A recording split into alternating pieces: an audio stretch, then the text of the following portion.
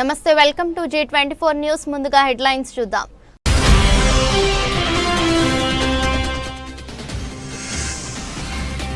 Young India police school ను ప్రారంభించిన CM Revanth Reddy మన దేశ భవిష్యత్తు తరగతి గదిలో ఉందని వెల్లడి.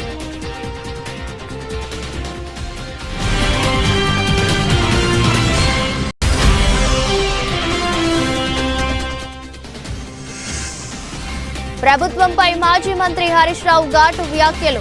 హెచ్యూ భూములపై అప్పులిప్పించిన బ్రోకర్ కు 170 కోట్లు ఇచ్చిందని ఆరోపణలు.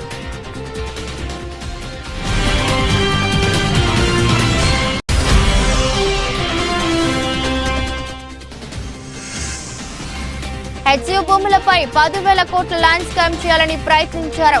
ప్రభుత్వంపై ఆరోపణలు గుప్పించిన మన్నే క్రిసాంగ్.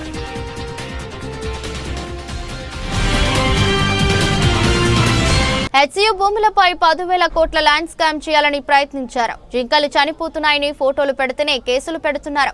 మరి జింకలు ఎవరి కారణంతో చనిపోతున్నాయో వారి మీద ఏం కేసులు పెడతారో రేవంత్ రెడ్డి హెచ్యూలో చెట్లను నరకడం వల్ల జింకలు ఎటు వెళ్లాలో తెలియక బయటకు వచ్చి కుక్కల చేతిలో చనిపోతున్నాయి. 3 జింకల చావుకు ఎవరు కారణమని అన్నారు మన్నే క్రిషాంక్.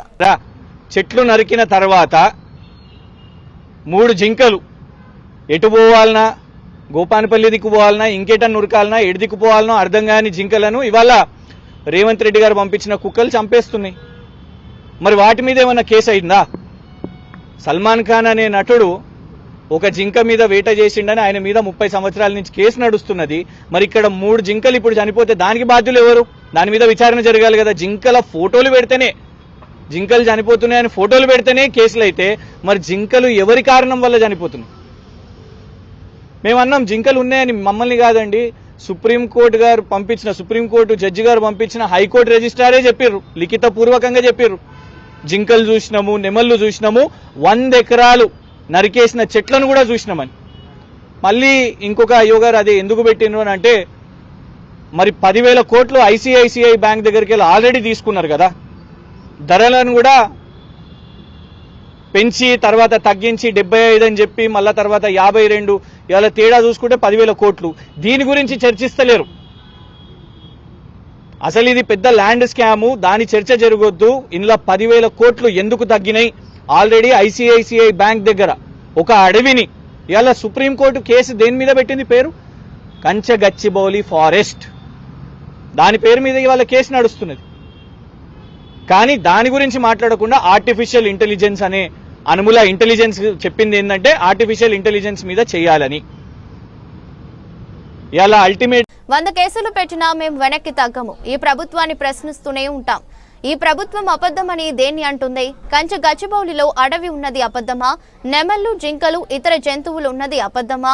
హెచ్యూ మీదకి సెలవుల సమయంలో బుల్డోజర్లు పంపిన విషయం అబద్ధమా? వాటికి హెచ్యూ విద్యార్థులు అడ్డం నిలబడ్డది అబద్ధమా? ఇన్ని వాస్తవాలు కండ్ల ముందు ఉంటే మాలాంటి వాళ్ళ మీద అక్రమ కేసులు పెట్టి మేము ఫోటోలు పెట్టడం వల్లే ఈ ఉద్యమం జరిగింది అనేది అన్నిటికన్నా పెద్ద అబద్ధం. సుప్రీంకోర్టు ప్రభుత్వాన్ని మందలించినా కూడా వీళ్లకు బుద్ధి రావటం లేదన్నారు కొనతం దిలీప్. ఒకటేం మేము చెప్పదలుచుకున్నామంటే, మేము నిజం వైపున ఉన్నాం కాబట్టి మేము ధైర్యంగా ఉన్నాం. వీళ్ళు ఒక కేసు కాదు 100 కేసులు పెట్టినా కానీ మేము వెనక్కి పోయేది లేదు, బెదిరేది లేదు. ఈ ప్రభుత్వాన్ని ప్రశ్నిస్తూనే ఉంటాం. ఒక్కటి స్పష్టంగా అడగదలుచుకునే వాళ్ళు ఏంటంటే, ఈ ప్రభుత్వం అబద్ధమని దేన్ని అంటున్నది? కంచగచ్చిబౌలి అడవి ఉన్నది అబద్ధమని అంటున్నదా? కంచగచ్చిబౌలి అడవిలో నెమళ్ళు, లేళ్లు, ఇతర జంతువులు ఉన్నది అబద్ధమని అంటున్నారా? దాని మీదకి 3 రోజులు సెలవులు ఉన్నప్పుడు బుల్డోజర్లు పంపిన విషయం అబద్ధమా? ఆ బుల్డోజర్లకు హెచ్యూ విద్యార్థులు అడ్డం నిలబడ్డ వాస్తవమా అబద్ధమా? వాళ్ళ మీద లాఠీచార్జ్ చేసి వాళ్ళని అరెస్ట్ చేసి ఆ అడవిని ధ్వంసం చేసిన మాట వాస్తవమా అబద్ధమా? ఇన్ని వాస్తవాలు కళ్ళ ముంగట ఉంటే ఇప్పటికి కూడా ఇంకా మాలాంటి వాళ్ళ మీద అక్రమ కేసులు పెట్టి మేమేదో ఇమేజ్లు పెట్టడం వల్ల ఈ ఉద్యమం చెలరేగిందని అనడం అన్నిటికన్నా పెద్ద అబద్ధం.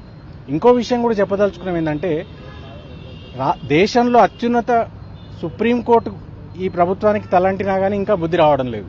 వాళ్ళు చాలా స్పష్టంగా హైకోర్టు రిజిస్ట్రార్ని పంపించి ఇక్కడ అడవి ధ్వంసమైందనే నివేదిక తెప్పించుకొని ఈ ప్రభుత్వానికి చాలా గట్టిగా మందలించినారు. అయినా కూడా ఇంకా ఈ పిచ్చి కేసులు పెట్టి ఏదో ప్రజల దృష్టి మరల్చాలని ట్రై చేస్తున్నది ఈ రేవంత్ రెడ్డి ప్రభుత్వం. మేము ఒకటే చెప్పదలుచుకున్నాం, సుప్రీంకోర్టులో న్యాయం గెలుస్తుందన్న నమ్మకం మాకుంది. ఇక్కడ లోకల్ కోర్టులో మా మీద పెట్టిన కేసుల మీద మేము తప్పనిసరిగా న్యాయ వ్యవస్థను ఆశ్రయిస్తాం. అక్కడ మాకు రిలీఫ్ వస్తుందన్న నమ్మకం ఉంది.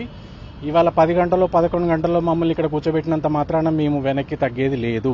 ఈ పోరాటం లాజికల్ కంక్లూజన్ పోయేంత వరకు మేము కొట్లాడుతూనే ఉంటాం. మా మీద మిస్ఇన్ఫర్మేషన్ చేసిరని ఏదైతే అంటున్నారో ఈ కాంగ్రెస్ ప్రభుత్వం 2023 ఎన్నికల్లో ఇచ్చిన 420 హామీలతో ఏదైతే వాళ్ళు వచ్చినారో అధికారంలోకి, ఈ రాష్ట్రంలో జరిగిన అతిపెద్ద మిస్ఇన్ఫర్మేషన్ క్యాంపెయిన్ కాంగ్రెస్ పార్టీ ఇచ్చిన 420 ఫేక్ ప్రామిసెస్ క్యాంపెయిన్. దాని మీద మా పోరాటం కొనసాగుతుంది. Thank you. జై తెలంగాణ. కార్పొరేట్ కంపెనీలకు 16.5 లక్షల కోట్లు రుణమాఫీ చేసిన బీజేపీ ప్రభుత్వం మహిళలకు మాత్రం రూపాయి కూడా ఇవ్వలేదు. గ్యాస్ ధరను 50 రూపాయలు పెంచి మహిళలపై మోదీ సర్కార్ గుదిబండను మోపింది. అంతర్జాతీయంగా ధరలు తగ్గుతుంటే ఇక్కడ పెంచడం ఏంటని ప్రశ్నించారు ఎమ్మెల్సీ కవిత. ఒక్క మహిళల విషయంలో ఇంతవరకు రూపాయి ఇయ్యలే, ఇచ్చిరా? అదే అక్కడ పెద్ద పెద్ద వ్యాపారవేత్తలు బ్యాంకులను మొత్తం లూటీ చేసి లోన్లు ఎగబెడితే 16.5 లక్షల కోట్ల రుణము మాఫీ చేసి, వాళ్ళు ఎక్కువ మంది కూడా లేరు, 15-20 మంది ఉన్నారు అంతే. అదానీలు అంబానీలు ఆ స్థాయిలో ఉన్నోళ్ళు ఒక 15 నుంచి 150 మంది వరకు ఉన్నారు. వాళ్లకు మాఫీ చేసిన రుణము 16.5 లక్షల కోట్లు. మనం ఇవాళ నేను మీ అందరి సమ్మతితోనే నేనేం అడుగుదాం అనుకుంటున్నా అంటే కేంద్ర ప్రభుత్వాన్ని 5 లక్షల రూపాయలు రాష్ట్ర ప్రభుత్వం వడ్డీ లేని రుణం ఇస్తుంది కదా, మిగతా 15 లక్షలకు కేంద్ర ప్రభుత్వాన్ని ఏముందాం? వాజిబే కదా నేను అడిగేది, వాజిబే. ఇప్పుడు ఎక్కువ కూడా కాదు, అది 1500 కోట్లేమో అవుతుంది మొత్తం సంవత్సరానికి. అది కేంద్ర ప్రభుత్వం ఇవ్వచ్చు కదా. నిజంగా ఆడబిడ్డల మీద ప్రేమ ఉంటే, నిజంగా ఏదో చేయాలనుకుంటే ఎందుకు ఇవ్వద్దు కేంద్ర ప్రభుత్వం? ఏమి ఇచ్చింది మనకి ఇప్పటివరకు మహిళలకు కేంద్ర ప్రభుత్వం? డైరెక్ట్ ఏమని ఇచ్చిందా? మళ్ళీ నిన్న కూడా గ్యాస్ సిలిండర్ ధర 50 రూపాయలు పెంచేసారు. అవునా కదా? ఎందుకు పెంచుతారో అర్థమవుతలేదు. అక్కడనేమో ఇంటర్నేషనల్ మార్కెట్లో రేట్లు తగ్గుతున్నాయి, వీళ్ళేమో పెంచుతున్నారు. ఎందుకు పెంచుతున్నారంటే మా మోడీ ఇంత గొప్పోడు అంత గొప్పోడు అంటారు. ఎంత గొప్పోడైతే మాకేంది భయ్, ఇంటికి 50 రూపాయలు పెన్షన్ మాకు టెన్షన్ పెడుతురు కదా. నేననేది ఏంటంటే కేంద్ర ప్రభుత్వం డైరెక్ట్గా ఇంతవరకు ఆడబిడ్డలకి గచ్చిబౌలి భూముల్లో కాంగ్రెస్ ప్రభుత్వం అన్ని నియమ నిబంధనలు ఉల్లంఘించి పండుగ రోజు సెలవు దినాల్లో పర్యావరణ విధ్వంసం చేసింది. పేద రైతు తన పొలంలో ఉన్న ఒక చెట్టు కొడితే పోలీసులు ఎంఆర్ఓ వెళ్లి లక్షల పెనాల్టీ వేస్తారు. రేవంత్ రెడ్డి వేల సంఖ్యలో చెట్లు నరుకుతుంటే ఫారెస్ట్ రెవెన్యూ అధికారులు ఏం చేస్తున్నారు? సామాన్యుడికి ఒక న్యాయం, రేవంత్ రెడ్డికి ఒక న్యాయమా అని ప్రశ్నించిన మాజీ మంత్రి ఎమ్మెల్యే హరీష్ రావు. గచ్చిబౌలిలో రాష్ట్ర ప్రభుత్వం అన్ని నియమ నిబంధనలను ఉల్లంఘించి పండగ రోజుల్లో సెలవు దినాల్లో అడవుల విధ్వంసానికి వన్యప్రాణుల విధ్వంసానికి పాల్పడినటువంటి తీరును ఈరోజు ఢిల్లీ నుంచి వచ్చినటువంటి సెంట్రల్ ఎన్విరాన్మెంట్ అడ్వైజరీ కమిటీకి వివరించడం జరిగింది. బీఆర్ఎస్ పార్టీ ఆధ్వర్యంలో మేమందరం కూడా ఒక డెలిగేషన్గా వెళ్ళి ఈ రాష్ట్రంలో ఏ రకంగా అడవుల విధ్వంసం జరుగుతూ ఉంది, వన్యప్రాణుల పట్ల ఎంత దారుణంగా ఈ రాష్ట్ర ప్రభుత్వం వ్యవహరిస్తూ ఉందనేటువంటి విషయాల్ని డీటెయిల్డ్గా కమిటీకి అన్ని డాక్యుమెంట్లతో ఆధారాలతో 11 పేజీల రిప్రజెంటేషన్ ఇవ్వడం జరిగింది. దాదాపు 200 పేజీల డాక్యుమెంట్స్ అన్ని కూడా వారికి సబ్మిట్ చేయడం జరిగింది. కమిటీ కొన్ని క్వశ్చన్స్ కూడా మమ్మల్ని వేశారు. వాటన్నిటికీ కూడా మేము ఆన్సర్స్ ఇచ్చాం. కొన్ని డాక్యుమెంట్స్ కూడా వారికి ఇవ్వడం జరిగింది. ముఖ్యంగా ఈరోజు మనందరం కూడా చూస్తూ ఉంటాం, రాష్ట్రంలో ఒక పేద రైతు తన పొలంలో ఉన్న చింత చెట్టో యాప చెట్టో కొట్టుకుంటే ఎంఆర్ఓ ఎస్ఐ పోయి ఆ ట్రాక్టర్ను సీజ్ చేస్తారు, పోలీస్ స్టేషన్ తీసుకుపోతారు, ఆ రైతు మీద కేసులు పెడుతుంటారు, లక్షల రూపాయల పెనాల్టీ వేస్తుంటారు. మరి ఇక్కడ వేలాది చెట్లు వందలాది ఎకరాల్లో నరుకుతా ఉంటే ఏం చేస్తున్నట్టు? రెవెన్యూ వ్యవస్థ ఏం చేస్తున్నట్టు? ఫారెస్ట్ డిపార్ట్మెంట్ ఏం చేస్తున్నట్టు? ఎందుకు కళ్ళు మూసుకున్నారు? అంటే పేద రైతుకో న్యాయం, రేవంత్ రెడ్డికో న్యాయం ఉంటుందా? న్యాయం అనేటువంటిది, చట్టం అనే దానికి అది ముఖ్యమంత్రి అయినా ఒక రైతు అయినా అందరూ సమానమే. ఇక మనందరం కూడా చూస్తాం, మన హైదరాబాద్లో జూబ్లీ హిల్స్లో కావచ్చు, బంజారా హిల్స్లో కావచ్చు, హైదరాబాద్ నగరంలో ఎవరైనా ఇల్లు కట్టాలంటే మన వాల్తా చట్టం ఏం చెప్తుందంటే, వాల్తా చట్టం ప్రకారంగా వాళ్ళు ఆన్లైన్లో డిపార్ట్మెంట్కు గ్రామీణ ప్రాంతాలైతే 50 రూపాయలు, పట్టణ ప్రాంతం అయితే 100 రూపాయల ఛాలెంజ్ కట్టి నేను ఇల్లు కట్టాలనుకుంటున్నా, ఈ చెట్టు కొట్టాల్సిన అవసరం ఉందని దరఖాస్తు చేయాలి. ఆ దరఖాస్తును పరిశీలించిన తర్వాత కమిటీ ఒక్కొక్క చెట్టుకు 450 రూపాయలు డిపాజిట్ చేయమని చెప్తుంది. అదేవిధంగా ఒక చెట్టు కొడితే 2 చెట్లు పెంచాలనే నిబంధన ఉంటుంది. సో దాన్ని ఆ కమిటీ రికమెండ్ చేసిన తర్వాత 450 రూపాయలు ఫారెస్ట్ డిపార్ట్మెంట్ కట్టిన తర్వాత అనుమతి ఇచ్చిన తర్వాత చెట్టు కొట్టాలి. కానీ ఇక్కడ దరఖాస్తే పెట్టలేదు. ఇక్కడ ఎక్కడ కూడా అటవీ శాఖకు అనుమతి కూడా కోసం దరఖాస్తు కూడా పెట్టలేదు. చట్టం ఏం చెప్తుందంటే అటవీ భూముల్లో చెట్టు కొట్టడం కాదు, నీ సొంత పట్టా భూమిలోనైనా నీ హౌస్ సైట్లోనైనా ఎక్కడ చెట్టు కొట్టినా డిపార్ట్మెంట్ యొక్క అనుమతి తీసుకోవాలని చెప్పి మన చట్టం చెప్తుంది. అందుకే మేము చాలా సందర్భాల్లో ఎమ్మెల్యేలుగా మేము కూడా చూస్తుంటాం, మా దగ్గర ఒక రైతు తెలవక, చట్టం మీద అవగాహన లేక, ఒక చింత చెట్టో యాప చెట్టో ఆ పంట పండుతలేదు, నీడలో పంట పండలేదని చెట్టు కొడితే ఆ ట్రాక్టర్ సీజ్ చేస్తారు, పనిముట్లు సీజ్ చేస్తారు, రైతు మీద కేసు పెట్టి లక్షల రూపాయల పెనాల్టీలు వేస్తుంటారు. కానీ ఇక్కడ ఏమైంది, కంచే చేను మేసినట్టుగా ఇవాళ మొత్తం రాష్ట్ర ప్రభుత్వమే బుల్డోజ్ చేస్తా ఉంది. రాష్ట్ర ప్రభుత్వమే వేలాది చెట్లను ఈరోజు నరికివేత చేసింది. ఇంకోటి, పోలీస్ స్టేషన్లో వీళ్ళు అప్లై చేసినారు చెట్లు నరకడానికి, పోలీస్ స్టేషన్లో దరఖాస్తు పెట్టింది TGIIC. ఏమని, మేము ఈ అడవిని ఇక్కడ ఉన్నటువంటి చెట్లను నరకదలుచుకున్నాము, మాకు రక్షణ ఇవ్వండి అని పోలీసులకు దరఖాస్తు చేసినారు. మరి పోలీసులు ఎవరైనా దరఖాస్తు పెడితే వాళ్ళు అడుగుతున్నది న్యాయబద్ధమైన పనా, అది చట్టానికి లోబడిన పనా కాదా అనేటువంటిది డ్యూ డిలిజెన్స్ చేసుకోవాల్సిన బాధ్యత పోలీస్ డిపార్ట్మెంట్కి ఉంటుందా ఉండదా? TGIIC పెట్టిన దరఖాస్తే నేరపూరితమైనటువంటిది. పోలీసు ఏం చేయాల్సి ఉండే, మీరు చెట్లు కొడుతున్నారు కదా, దీనికి ఫారెస్ట్ డిపార్ట్మెంట్ అనుమతి ఉందా, ఇది వాల్తా చట్టానికి లోబడి ఉందా, వైల్డ్ లైఫ్ యాక్ట్కు లోబడి ఉందా, అవన్నీ చూసిన తర్వాత పోలీసులు అనుమతి ఇవ్వాల్సినటువంటి బాధ్యత ఉంటుంది. కానీ ఇవాళ ఏదీ చూడకుండానే పోలీసు రక్షణలో రాత్రింబవళ్ళు 50 బుల్డోజర్లు పెట్టి చెట్లను ఊచకోత కోసినటువంటి పరిస్థితి. ఇవాళ దాదాపు 3 జింకలు చనిపోయినాయి ఇప్పటికే అని చెప్పి స్పష్టంగా ఫొటోస్తో సహా ఎవిడెన్స్తో సహా కుక్కలు కొరికేస్తున్నాయి, జింకలు చనిపోతా ఉన్నాయి, జింకలు పరిసర ప్రాంతాల ప్రజల ఇళ్లలోకి వస్తున్నాయి. అంటే అది ఉన్నటువంటి గూడును చెదరగొట్టినప్పుడు దిక్కులేక అవన్నీ కూడా పరిసర ప్రాంతాల్లోకి పోవడం, కుక్కల దాడిలో చనిపోయేటువంటి పరిస్థితి ఏర్పడ్డది. సల్మాన్ ఖాన్ ఒక జింకను చంపితే ఆయన జైల్లో పెట్టిండ్రు, ఒక జింకను చంపితే అతను జైల్లో పెట్టిండ్రు, సంవత్సరాల తరబడి కోర్టుల చుట్టూ పోలీస్ స్టేషన్ల చుట్టూ తిరిగిండు. మరి 3 జింకలు చంపితే ఈ మరణానికి కారణం ఈ ముఖ్యమంత్రి, ఈ ప్రభుత్వం కాదా? దీని మీద న్యాయపరంగా చర్య తీసుకోవాలన్నా వద్దా? రేవంత్ రెడ్డిని అవినీతి అక్రమాలపై తెలంగాణ ప్రజల కోసం బీఆర్ఎస్ పార్టీ గత ఏడాది కాలంగా పోరాడుతూనే ఉంది, ఇక ముందు కూడా పోరాడుతూనే ఉంటుందన్నారు బీఆర్ఎస్ వర్కింగ్ ప్రెసిడెంట్ కేటీఆర్. ఇవాళ కొంతమంది అర్థమయ్యి కాని వాళ్ళు, తెలిసి తెలియని వాళ్ళు ఏదో కొంత బురద జల్లి తాత్కాలికంగా మీడియా మేనేజ్మెంట్ ద్వారా రాజకీయ పబ్బం గడుపుకోవాలనుకునే కాంగ్రెస్ వాళ్ళకి నేను చెప్పేది ఒకటే, నిజం నిలకడ మీద తెలుస్తుంది. మీరు ఇవాళ చల్లే బురదని ఎట్టి పరిస్థితుల్లో మా దృష్టి ఏదైతే కేంద్రీకరించబడిందో దాని నుంచి తప్పించలేదు. మేము మాట్లాడుతూనే ఉంటాం, కొట్లాడుతూనే ఉంటాం. గత సంవత్సర కాలంగా విద్యుత్ ఛార్జీలు పెంచవద్దని కొట్లాడింది టీఆర్ఎస్. లగచర్లలో నువ్వు రైతులను జైల్లో పెడితే అడ్డుకున్నది టీఆర్ఎస్. నువ్వు హైడ్రా పేరిట ఇండ్లు కూలగొడితే అడ్డుకున్నది టీఆర్ఎస్. 6 గ్యారంటీల అమలు నువ్వు చేయకపోతే నిలదీసింది అడుగడుగునా కేసీఆర్ బృందం. తప్పకుండా మా దృష్టి మేము మళ్ళించాం. నువ్వేదో నా మీద కేసు పెట్టి నన్నేదో చేసి దానివల్ల మా పార్టీ క్యాడర్ను, మా నాయకత్వాన్ని నువ్వు దారి మళ్లింపు, దృష్టి మళ్లింపు దిశగా ప్రయత్నం చేస్తాను అనుకుంటున్నావు రేవంత్ రెడ్డి. అది నీ వల్ల కాదు. ముమ్మాటికి నువ్విచ్చిన 420 హామీలు ప్రశ్నిస్తూనే ఉంటాం. నువ్వు ఎన్ని కేసులు పెట్టినా, ఇది కాదు ఇంకో 100 పెట్టుకో, ఇంకో 1000 పెట్టుకో, ఎదుర్కొంటాం. న్యాయస్థానాల మీద, ఈ దేశంలోని చట్టాల మీద, భారత రాజ్యాంగం మీద మాకు సంపూర్ణమైన గౌరవం, సంపూర్ణమైన విశ్వాసం ఉంది. నువ్వు ఏ ప్రశ్నలన్నా అడుగు, సమాధానం మా కాడ ఉంది. ఎందుకంటే మేము నిజాయితీగా ఉన్నాం. నీలాగా లుచ్చ పనులు చేయలేదు, నీలాగా తుచ్చపు పనులు చేయలేదు, చేయబోము.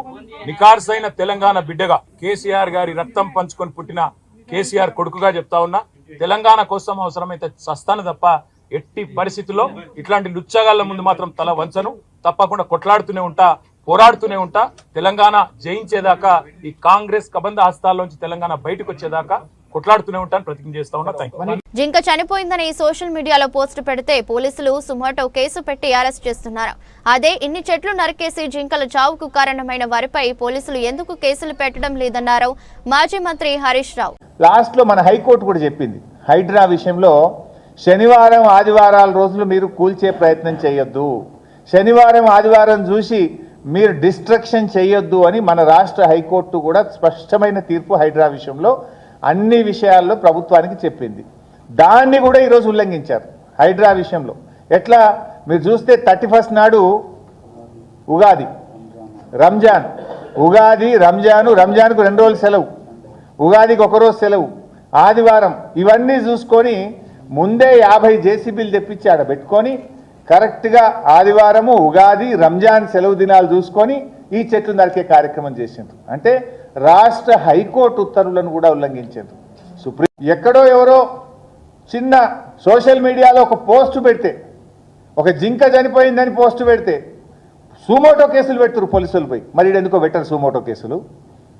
ఈడెందుకు పెట్టరు సుమోటో కేసులని అడుగుతున్నా డీజీపీని.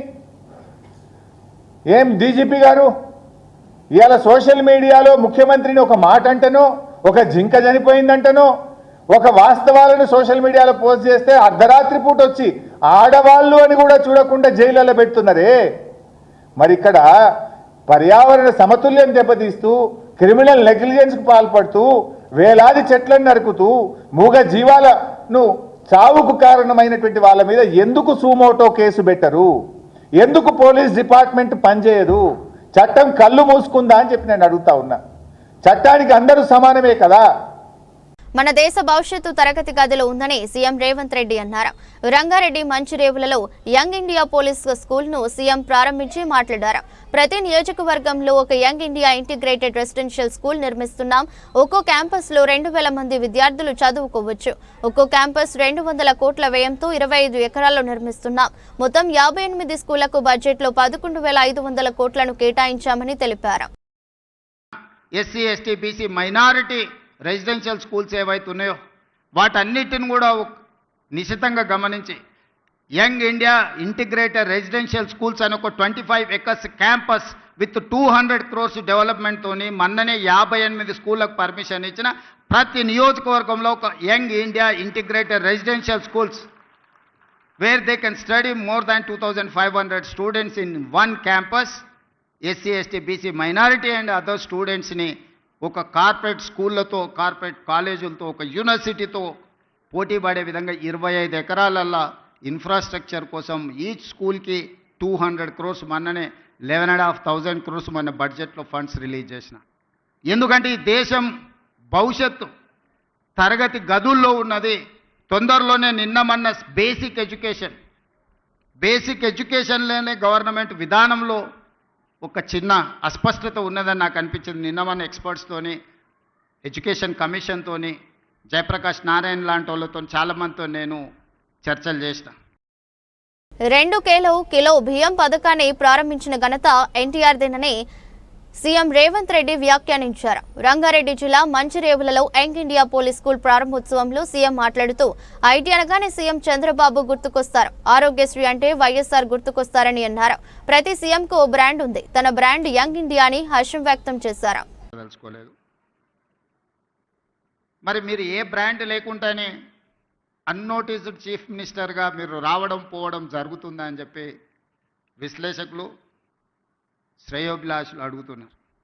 నేను ఒక మాట చెప్పదలుచుకున్న ఈ వేదిక మీద నుంచి విశ్లేషకులకు, విమర్శకులకు, ఈ రాష్ట్రంలో ఉండే ప్రజలకి young India is my brand. I wanted to create an brand that is called young India. 1000 సంవత్సరాల చరిత్ర కలిగిన మానవుల కోసం దేశాలు, సరిహద్దులు అనేటివి కృత్రిమంగా మనం సృష్టించుకున్నవే. ఒకప్పుడు రాజ్యాలు ఉన్నప్పుడు బలవంతుడైన రాజు ఆక్రమించుకుంటూ పోతే పెద్ద పెద్ద రాజ్యాలు ఉండేటివి. మళ్ళీ సామంతులు స్వతంత్రం ప్రకటించుకుంటే అవి చిన్న రాజ్యాలుగా మారినాయి. రాజ్యాల సరిహద్దులు మనం సృష్టించుకునే.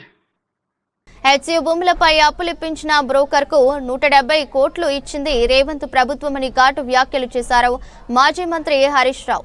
డెవలప్మెంట్ విషయంలో మీరు చేయొద్దని మేము అంటలేము. అక్కడ 14,000 ఎకరాలు ఫార్మాసిటీ కోసం సేకరించిన భూమి ఉన్నది కదా. నువ్వు డెవలప్మెంటే చేయాలనుకుంటే, ఇండస్ట్రీస్ పెట్టాలంటే ఏ చెట్లు లేకుండా, ఏ పర్యావరణం దెబ్బతినకుండా 14,000 ఎకరాల ఖాళీ భూమి అక్కడ ఉంది కదా. ఇక్కడ 400 ఎకరాల్లో దట్టమైనటువంటి చెట్లున్నాయి, వన్యప్రాణులు ఉన్నాయి. ఈ భూమినే ఎందుకు కూల్చే ప్రయత్నం చేస్తున్నారని చెప్పి మేము అడుగుతా ఉన్నాం. ఇలా ఈ భూమిని కుదబెట్టి రేవంత్ రెడ్డి ఏం చేసిండంటే ఆల్రెడీ 10,000 కోట్ల రూపాయలు అప్పు తెచ్చిండు. అప్పు తేవడమే కాదు, మొత్తం మార్టిగేజ్ చేసిండ్రు. ఈ భూమిని మార్టిగేజ్ చేసినటువంటి డాక్యుమెంట్ ఇది. 22 నవంబర్ 2024 నాడు ఈ భూమిని కుదబెట్టు రిజిస్ట్రేషన్ ఆఫీస్ లో 10,000 కోట్ల రూపాయలు అప్పు తెచ్చిండ్రు. ఇందులో ఇంకా దుర్మార్గం ఏంటంటే, ఈ అప్పు ఇప్పియడానికి మధ్యలో బ్రోకర్ గా వ్యవహరించినటువంటి వ్యక్తికి 169,83,00,000 లంచం ఇచ్చారు. లంచం అంటే బ్రోకర్ ఫీజు ఇచ్చారు. అప్పు ఇప్పించిన బ్రోకర్ కు 169,83,00,000 బ్రోకర్ ఫీజు కట్టింది ఈ ప్రభుత్వం అప్పు ఇప్పించినందుకు. ఇది నేను ఉత్తరం చెప్తాను. ఇది అసెంబ్లీలో నేను వేసిన క్వశ్చన్ కు రాతపూర్వక సమాధానం, రాష్ట్ర ప్రభుత్వం ఇచ్చిన డాక్యుమెంట్. ఇది నా సొంత కవిత్వం కాదు. నేను స్పష్టంగా ఇందులో ఏమడిగిన అంటే the details of merchant bankers, the quantum of amount to be paid to them till now. ఈ రోజు వరకు ఎంత కట్టింది ఆ బ్రోకర్ కంటే ఇలా రాసింది ప్రభుత్వం answer. Merchant banker name trust investment advisers private limited. an amount of 169,83,97,978 rupees has been paid.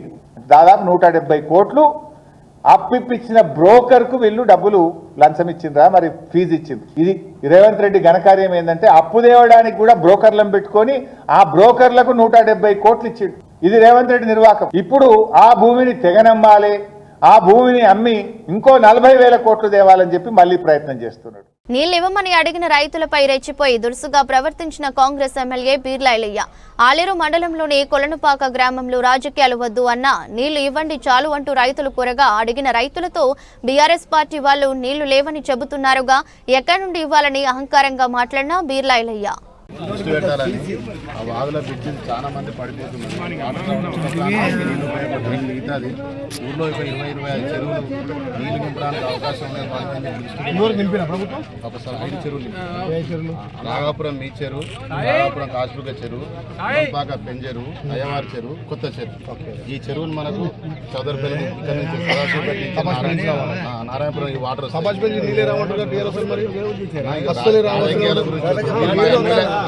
రాజకీయాల టైం నేను మీరు మా ఎమ్మెల్యే గారు మా ఊరి గురించి మిమ్మల్ని అడుగుతున్నాను. ఇది టీఆర్ఎస్ పార్టీతో కాంగ్రెస్ పార్టీ పంచాయతీ కాదు.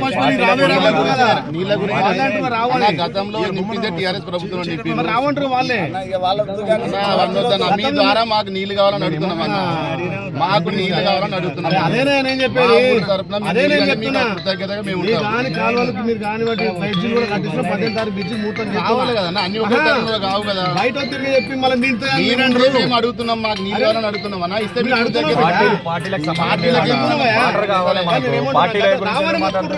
ఎక్కడ నుంచి మీటింగ్లలో నీళ్ళు రావు, నీళ్ళు వస్తున్నాయన్నా.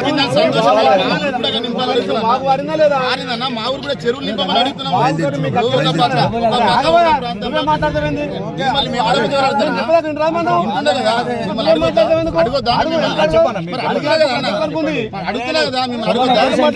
రేవంత్ రెడ్డి తీసుకునే అనాలోచిత నిర్ణయాలకు ప్రభుత్వ ఉద్యోగులు బలి కావద్దు. ఏ ప్రభుత్వం శాశ్వతం కాదని అన్నారు మాజీ మంత్రి హరీష్ రావు. నేను ప్రభుత్వ అధికారులకు కూడా ఒక హెచ్చరిక చేస్తా ఉన్నా. ముఖ్యంగా ఈ రేవంత్ రెడ్డి ఆగమాగం పనుల మీద మీరు తొందరపడి ఆయన నిర్ణయాల మీద యాక్ట్ చేసి మీరు ఇబ్బంది పడొద్దని రాష్ట్రంలో ఐఏఎస్లు కానీ ఐపీఎస్లు కానీ ఐఎఫ్ఎస్ అధికారులకు నేను విజ్ఞప్తి చేస్తా ఉన్నా. ఎందుకంటే రేపు ఈ రేవంత్ రెడ్డి ఏం శాశ్వతం కాదు, ఈ ప్రభుత్వం ఏం శాశ్వతం కాదు.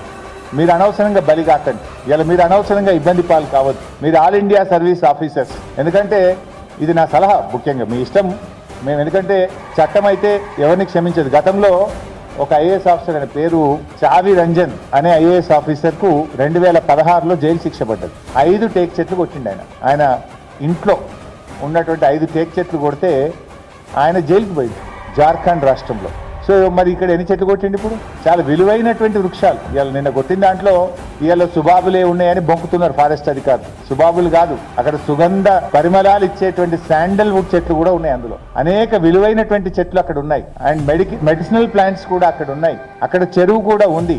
సాయిల్ కన్జర్వేషన్ యాక్ట్ కూడా ఇక్కడ అప్లై అవుతుంది. అనేక వయలేషన్స్ మేమైతే మా దృష్టికి వచ్చే 7 వయలేషన్స్ మేము ఇవాళ కమిటీకి చెప్పినాం. సో అందులో ఫైనల్ గా ఆల్ ఇండియా ఆఫీసర్స్ కు నా సలహా ఏంటంటే ఈ రేవంత్ రెడ్డి చేసే దుందుడుకు చర్యల వల్ల, అవగాహన రహితంతో తీసుకునే నిర్ణయాల వల్ల మీరు చట్టానికి లోబడి పనిచేయండి. తొందరపడి మీరు ఎటువంటి నిర్ణయాలు తీసుకుంటే మీరు బాధ్యులవుతారు. అనవసరంగా మీరు ఇరుక్కపోతారు. మీరు మా రాష్ట్రానికి చెందిన అధికారులు, మీరు బాగుండాలని మేము కోరుకుంటాం. రాష్ట్రానికి మేలు జరగాలని మేము కోరుకుంటాం. ఒత్తిడికి లోను కాకండి, చట్టానికి లోబడి పనిచేయండి. Thank you. వార్తలు ముగించే ముందు మరోసారి హెడ్లైన్స్.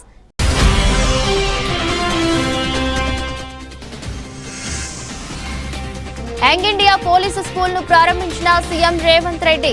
మన దేశ భవిష్యత్తు తరగతి గదిలో ఉందని వెల్లడి.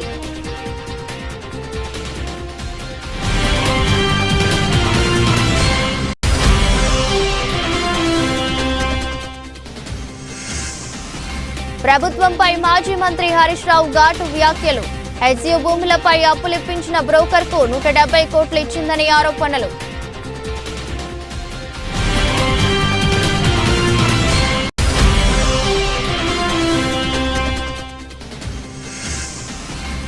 హెచ్సియు భూములపై 10,000 కోట్ల ల్యాండ్ స్కామ్ చేయాలని ప్రయత్నించారు. ప్రభుత్వంపై ఆరోపణలు గుప్పించిన మన్నే క్రిసాంగ్.